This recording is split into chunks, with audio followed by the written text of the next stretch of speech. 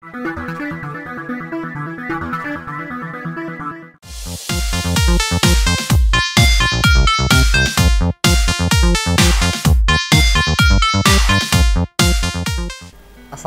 warahmatullahi wabarakatuh. Kembali lagi bersama Bapak Orija Satifan Rahman di channel Guru Masa Kini. Oke, Anda semua, hari ini kita akan mempelajari materi bahaya merokok bagi kesehatan. Sebelum kita memulai kegiatan, marilah kita berdoa memohon keselamatan dan kemudahan dalam belajar. Berdoa menurut kepercayaan dan agama masing-masing dipersilahkan. Berdoa dicukupkan.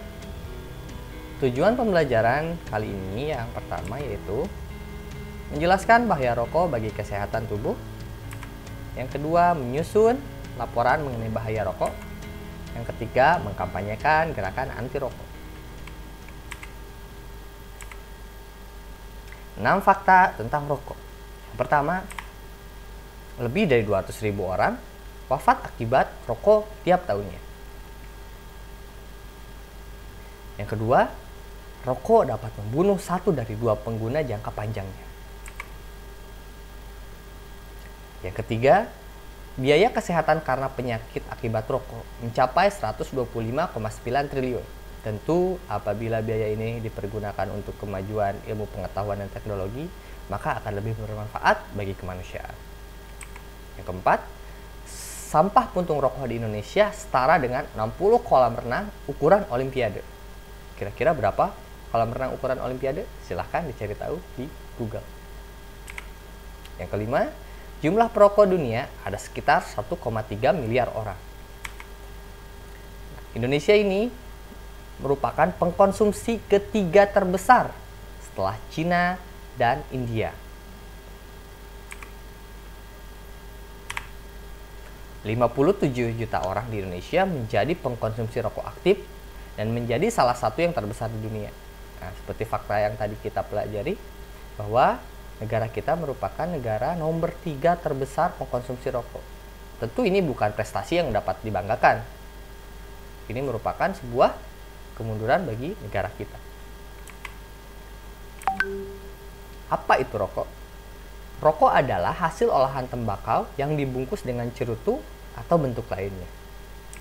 Macam-macam rokok, yang pertama ada cangklong, yang kedua ada cerutu, yang ketiga ada shisha, yang keempat ada susur, dan yang kelima ada rokok batang. Bapak menampilkan macam-macam rokok ini agar Anda semua tahu apa bentuk-bentuk dari rokok sehingga harus kita hindari. Dalam rokok terdapat lebih dari 250 jenis zat beracun dan 70 jenis zat yang diketahui bersifat karsinogen. Karsinogen ini merupakan zat-zat yang dapat memicu terjadinya kanker. Nah, ada 3 zat berbahaya dari rokok, diantaranya ada tar, nikotin, dan karbon monoksida. Nah, ini merupakan berbagai macam racun yang ada di dalam rokok. Silahkan dibaca dan dicatat racun-racun yang ada di dalam rokok. Kalian juga bisa mencari tahu racun atau zat berbahaya apa lagi yang terkandung di dalam sebatang rokok. Sungguh sangat mengerikan ya. Mengapa perokok sulit untuk berhenti rokok? Disebabkan oleh nikotin.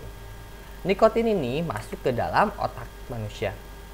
Ketika nikotin masuk ke dalam otak manusia, nikotin ini memicu dan merangsang salah satu bagian dalam otak sehingga menghasilkan dopamin. Nah, dopamin ini dapat menimbulkan sensasi rasa nyaman dan sensasi rasa ketergantungan.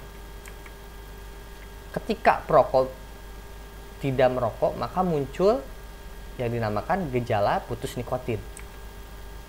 Yang ciri-cirinya yang antara lain timbul rasa tidak nyaman, sulit berkonsentrasi, dan mudah marah. Apabila mereka tidak merokok, muncullah gejala putus nikotin, maka mereka itu harus tetap merokok untuk menghilangkan gejala atau ciri-ciri dari gejala putus nikotin itu. Nah, ketika berada dalam tahap ini, maka bisa dikatakan bahwa perokok itu telah kecanduan.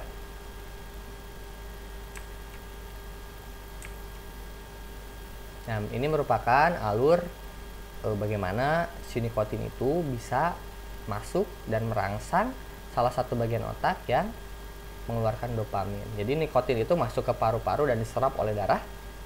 Lalu darah yang tadi telah mengandung nikotin dipompa oleh jantung ke seluruh tubuh termasuk ke dalam otak kita. Nah, ketika nikotin yang terdapat dalam darah itu masuk ke dalam otak kita, maka dia memicu salah satu bagian otak yang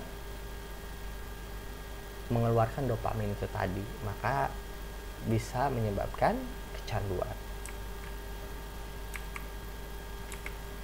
Apakah aktivitas merokok hanya berbahaya bagi perokoknya saja? Tidak. Si perokok ini juga ikut andil merugikan orang di sekitarnya apabila dia merokok di tempat umum atau di tempat kita biasa beraktivitas. Karena apa? Karena orang yang menghisap asap rokok orang lain itu menghisap dua jenis asap. Yang pertama, asap sampingan dari rokok, lalu yang kedua, asap yang dihembuskan keluar lagi oleh si perokok tersebut. Nah, oleh karena itu apabila kita menghirup asap rokok secara tidak langsung ya, disebutnya itu perokok pasif. Kita ini menghirup 3 kali lebih banyak tar, 3 kali lebih banyak nikotin, 5 kali lebih banyak karbon monoksida, dan 50 kali menghirup zat-zat karsiogenik tadi. Nah, ini kenapa perokok pasif lebih berbahaya ketimbang perokok aktif. Tapi bukan berarti kita karena jadi perokok pasif lebih berbahaya, kita harus jadi perokok aktif aja. Tidak berarti seperti itu ya. Mau perokok aktif ataupun perokok pasif sama-sama rugi ya. Ruginya apa apabila kita menjadi perokok aktif? Selain kita menyakiti diri kita sendiri, kita juga menyakiti orang lain. Itu merupakan perilaku yang tidak terpuji.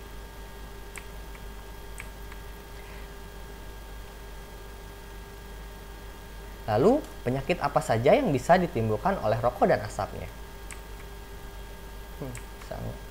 Sangat miris sekali ya. Banyak penyakit yang bisa ditimbulkan oleh rokok ini tadi. Seperti yang paling sederhana, rambut bisa rontok. Lalu yang paling parah bisa merusak organ tubuh kita dan memicu kanker. Ya, ini penyakit-penyakit yang lainnya silahkan Anda baca dan dicari tahu di internet atau dicari di buku-buku kesehatan. Banyak sekali penyakit-penyakit yang ditimbulkan oleh asap rokok ini. Nah, bagaimana cara menghindari kebiasaan merokok? Yang pertama, menjauhi diri dari rokok tentunya ya. Jangan pernah coba-coba atau mengenal rokok. Yang kedua, mensosialisasikan larangan merokok seperti yang Bapak sedang lakukan. Di samping Bapak mengajarkan pengetahuan tentang rokok, Bapak juga mensosialisasikan larangan untuk tidak merokok. Yang ketiga, membebaskan lingkungan sekolah dari asap rokok. Apabila ada orang datang ke sekolah membawa rokok atau merokok, tegur namun dengan sopan dan santun ya. Tidak usah pakai marah, hanya cukup untuk ditegur saja. Misalnya ada seorang bapak-bapak datang ke sekolah merokok, cukup tegur, "Pak, maaf, tidak boleh merokok di lingkungan sekolah." Bisa seperti itu ya. Yang keempat, membiasakan pola hidup sehat secara disiplin sehingga tidak muncul keinginan kita untuk menghisap rokok. Dan yang terakhir, kita harus menggunakan waktu luang untuk kegiatan positif ya. Seperti di gambar ini.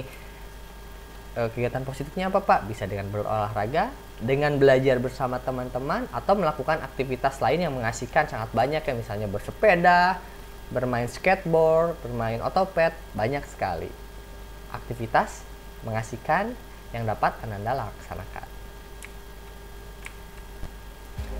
Terima kasih telah mendengarkan penjelasan dari Bapak.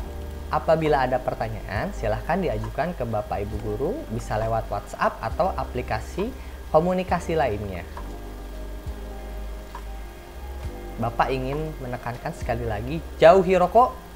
Jangan sekali-sekali ingin mencoba atau terpikir untuk mengetahui bagaimana rasanya merokok. Jangan pernah. Merokok itu tidak baik bagi kesehatan kita dan kesehatan lingkungan sekitar kita. Oke?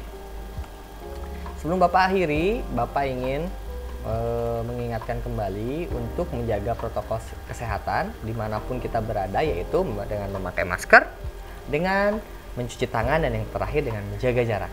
Karena COVID atau pandemi COVID-19 ini belum berakhir ya. Tapi mudah-mudahan cepat selesai dan kita dapat beraktivitas dengan normal.